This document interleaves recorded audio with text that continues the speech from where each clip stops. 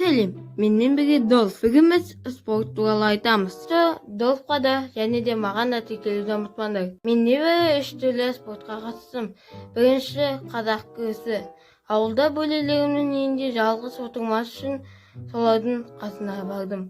Мен ол жақта просто отырдым. Тіпті ойын ойнап жатқанда. Себебі күрестегі коврик суық болатын. Екіншісі футбол. Ол кезде орыс тілі болып жатқан екі ағай келіп, короче, футбол қатысқан келгеме, тегін локомотивте бәрі десе құрамаға түшу, әшін жүресің. Ертесіне мен сол футболға бардым. Жаттықтырды және командаға бөлді. Команда шаштастырмас үшін осындай жасыл және қызылын кигізді. Ұмытпасам мен қызылды кидім, лебі жасыл. Мен защитаға тұрдым. Кейін шығып кеттім, себебі ерте тұруға еріндім.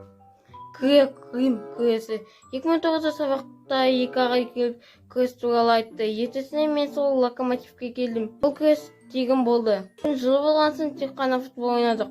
Кейін шығып кете салдым.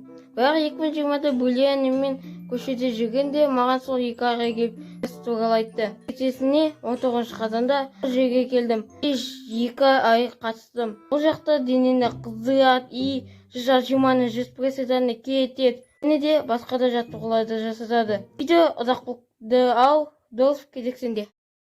Сәлем достар, мен Долф. Рахмет Арнұр. Енді мен жалғастырайын. Спорт адам өмірінің өте маңызды бөлшегі. Мен өзім карате және жүзу үйірмелеріне қатысам. Мен таңғы 7:30-да тұрып, карате үйірмесіне барамын. Бірақ мен енді былай қоныс соғып бармаймын.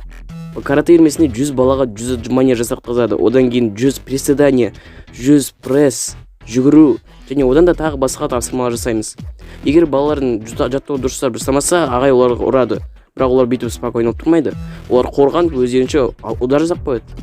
Каратэде көптеген сөздер жапон тілінде айтылады. Мысалға, карате мектебі доджо, карате ұстазы сенсей, карате оқушылары атакай, одан кейін шотокай, одан кейін мотокай, потакай, хотакай. Жапония, мені кешір. Карате сабақтары арнайы залда өткізіледі. Мен оған айына 7000 теңге төлеген. Негізі басында 6000 теңге болатын. Бұл карате үйірмесінің бір жақсы жағы развозка. Яғни сенсей барлық оқушыларды өз үйіне машинамен жеткізіп тастайды. Менің крутой деп ойлайсыңдар ғой, бірақ себебі менің үйім доджоға өте жақын болды, шамамен 1 квартал. Ал егер мен сол карате үйірмесі туралы қайдан білдім десеңдер, онда айтайын. Менің Тимур деген досым бар.